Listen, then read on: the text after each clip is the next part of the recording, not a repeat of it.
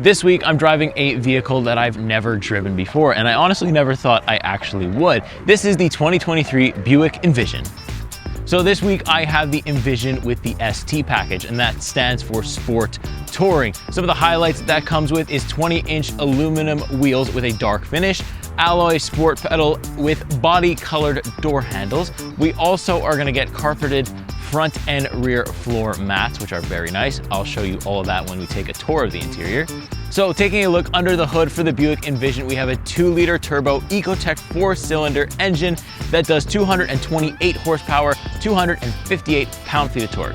Not bad at all for what this thing is. We also get paired with a 9-speed automatic transmission, and of course it is all-wheel drive. And we do have some fun little ST features. The fact that we can have some flappy pedals on our steering wheel and we can manually shift this car. It is some good fun, and we will check that out in the driving. But let me show you all of that and more. Let's get close up with this thing. Let's take a look at the rest of the vehicle. Starting off with the front of the Envision, we have the ST package on here, so it's a little bit more sporty than you would be used to when you look at a Buick, so that's very cool. We have these really nice daytime running LEDs. I like them a lot, as well as the main headlight just above that. Very effective at night, no problems there. We got some fake plastic vents there, as well as some sensors, and then a nice front diffuser with some good intakes. Still the same old Buick logo that we were used to seeing, but honestly, I don't mind because the ST package really ties this interior together. Let's head on to the back. So now we're around back of the Buick Envision. We have the nice ST badge as well as the all-wheel drive and the Envision badge right there. I like that Buick logo right there, as well as the rear-facing camera. A little bit of sensors here if they were there. And then the thing that does suck a little bit, there's some fake exhaust right here.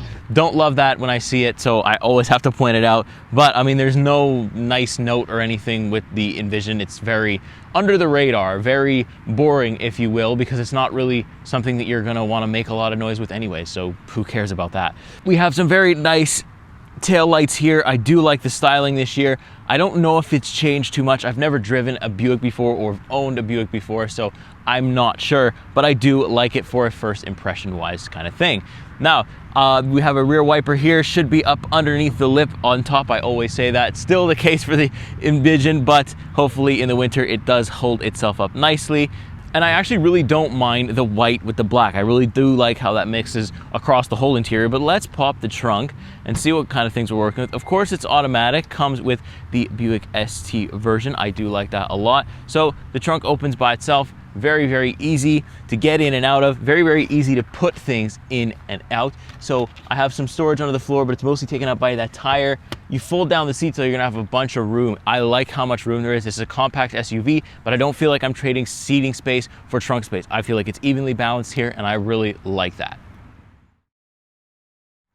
So moving on now to the side of the Buick Envision, you get a good idea of just how compact it is, and we can see some of the ST elements, the Sport Touring elements with these painted door handles, and we get these nice buttons on the doors for locking and unlocking. Their physical buttons, so should do very well in the winter. Then we get a nice view of these 20-inch blacked out rims. I'm a fan of these, like that too. Then we have just on the lower fender here, this black and chrome that's also included in the ST package. Overall, looks very sporty, and I'm a fan of the side. Like the way the taillights look, like the way the front looks, but let's take a look at the back seat. Let me open the door here.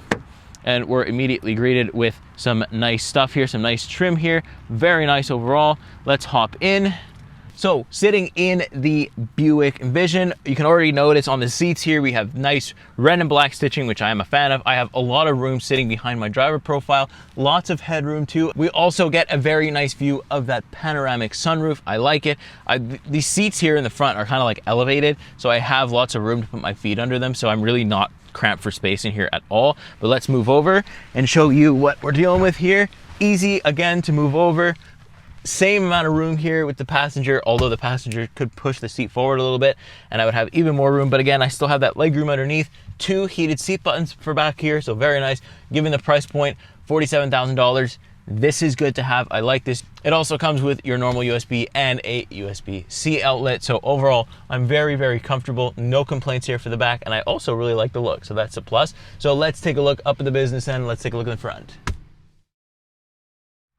So here I am now sitting inside of the very comfortable Buick Envision ST. So with the ST package, the thing that stands out the most to me is this ST embroidery on the seats, as well as these nice red and black stitch seats. I love this part. It's very cool looking, adds an element of like sportiness to the Buick that I really wasn't expecting to see. Now, when I look at Buick, I think it's like maybe an older person car, but the ST version really does help things feel younger, which I am a fan of. So starting off with the steering wheel, very basic. It's on the smaller side, but you don't need a big one because we're in a compact SUV. So for that, it's a absolute pass in my book.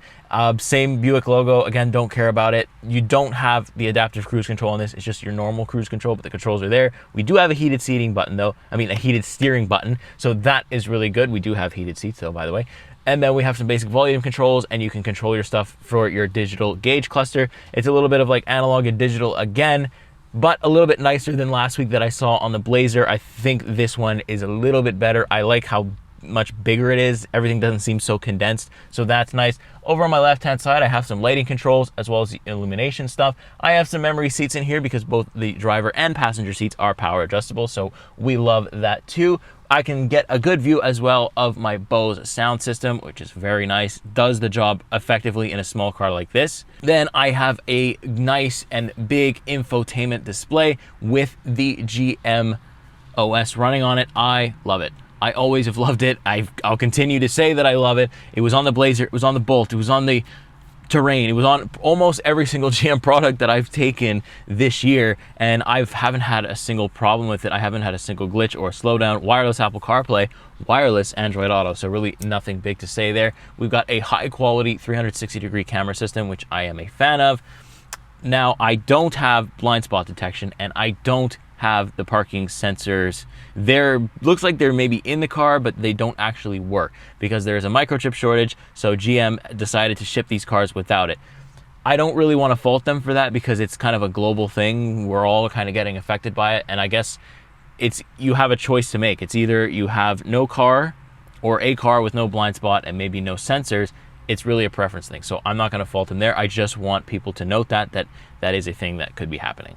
So if we move on just a little bit lower, we have some basic HVAC controls. I can control most things with the physical buttons other than where the direction of the vents are going. So if I want it on my feet or on my face, I actually have to click the climate button and go into the infotainment. Not a huge deal, just worth noting because usually I do like to have everything laid out in front of me, but this has been okay for this week because for the most part, I'm just using the fan speed and temperature controls. This is as well where you're going to control your heated seating for the front and your front passengers anyway. Then I have a USB normal, USB-C, and then a bunch of my driving assist like lane keep assist, the auto start stop, traction control off, parking sensors, but it is a dead button, it doesn't do anything.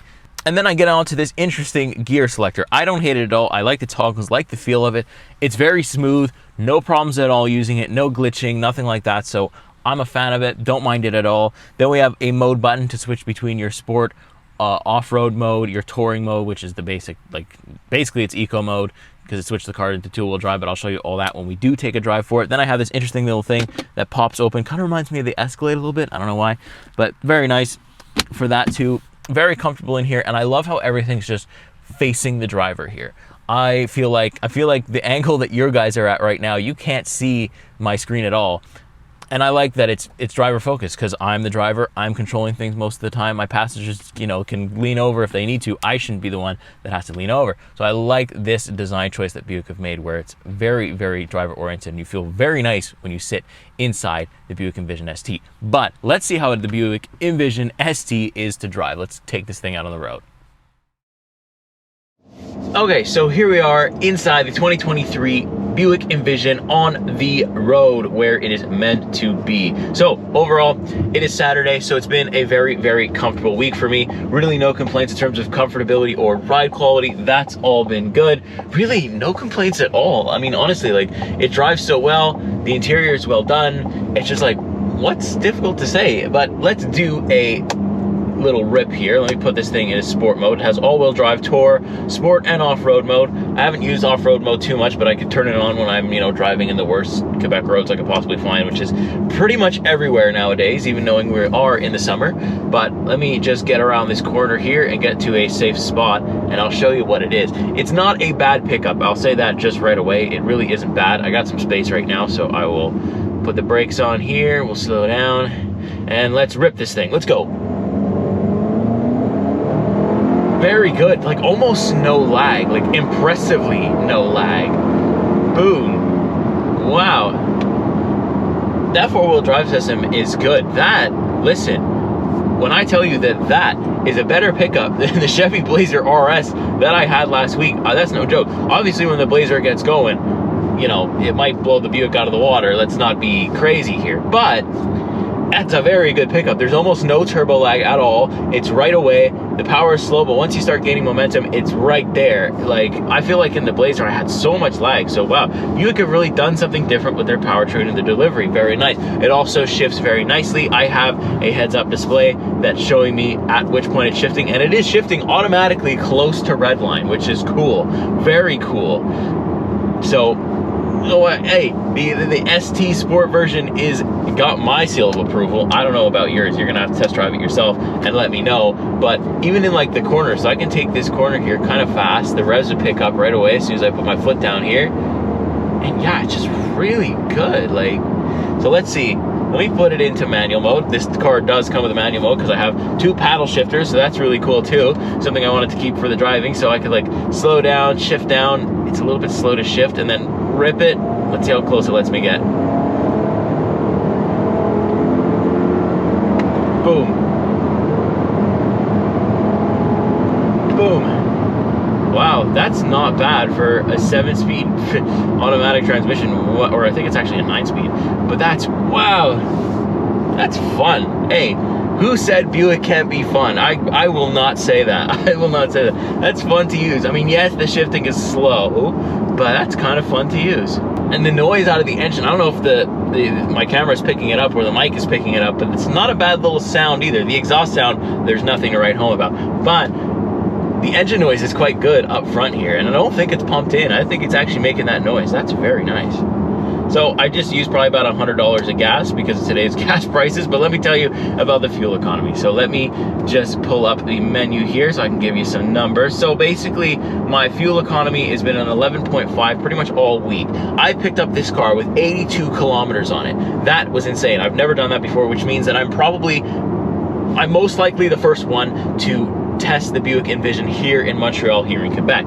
So that is very cool. So I am getting like brand new mileage on this thing, so brand new kilometers on this thing. 11.5 liters per 100 kilometers, not bad at all. Actually way better than I was expecting from a compact SUV. Now I have been driving in 2-wheel drive most of the time, sometimes in all-wheel drive. It downpoured here in Quebec yesterday, and I was driving, I was out, you know, doing my things, running errands. I put this thing in a 4-wheel drive because I didn't feel confident because the roads were just accumulating so much water. As soon as I put it in 4-wheel drive, I was confident again, no problem at all. So A+, like this car is just like decent, and on top of it, the purchase price is $47,000, affordable, which I think was the key point here. Like, let's make something a little bit more upscaled than maybe a Chevrolet, maybe the lower end Chevrolets, and let's make it a little bit more to an older audience. I think it still does appeal to that audience. As much as you want to say it doesn't, I think it still does. But with the ST package, you're kind of appealing to a younger audience. If I own this car, I'd have absolutely no problem bragging about it, telling people how much I like it, because it's just straight up a decent SUV. And that's all you're looking for when you're trying to save money. So $47,000 all in, but we are getting a rebate because we don't have any blind spot detection, so there is a little bit of money off there, but not that much, not enough to throw it off to be like, wow, you know, you have to take off the blind spot to make it affordable. It's still affordable with everything included. Microchip shortage, not an issue. So I think I pretty much said everything there is to say about the Buick. I mean, there isn't a lot to say. I mean, I think a lot of people might call it boring on the interior because, or on the exterior actually, because there isn't that much going on with the ST package, but then you jump on the inside and it kind of makes up for itself, and that's where you're spending the most time anyways. Obviously you want a good car to look at. I do think that it is a decent car to look at, and I think that Buick is kind of evolving with its new versions. I think they'll do some nice electrification, so it's coming, it's getting there. So far though, they've nailed the interior. The interior is very classy to me, still very geared to the older person, but the seats help. Gas mileage is great, drivetrain is good, ride quality is good as well. again, I can't find anything bad to say other than like this liner. Maybe it would have been nice to see it painted black or like stitch black, something like that, or you know, have some of the red accents in it. But that's it. You know, that's the only thing that makes maybe the interior look a little bit cheap, but to me, don't care. Personally, it's gonna come down to preference. Again, I like the colors this car comes in. I like pretty much everything about the Buick Envision, and if I was in the SUV market for a compact SUV, the Buick Envision for the price point alone is a good choice. So I'm gonna go ahead and leave it there. Make sure that you like and you are subscribed to PRN. You can find me, Technically Cars, literally everywhere, but make sure you watch the whole video here first and then you come over to me. Subscribe here first, then subscribe to me later, because let's be honest, PRN made me. Without them, I would not be here. Without Niall, I would not be here. I was a fan of the channel, and we got 2 videos this week from Niall, so go check those guys out. There's some old, one is a Cadillac, I think they're both, one's a Cadillac and one's on his Mercedes. I watched them. I started off as a fan of this channel. I started off and I sent 1 email and it changed my entire life. So make sure you show Niall the support. He's still here, still kicking away, and still doing what he loves, what we love, a shared passion for filming cars and just helping you make the best buying decision you can. That's all I want to do. Money aside, views aside, I just want you to watch the video and get something good out of the opinion that I have spending a week out of these cars. So with that being said, I'm gonna go ahead and get out of here before I ramble all day long. Take care. We'll see you the next week. See you in the next vehicle. Have a good one.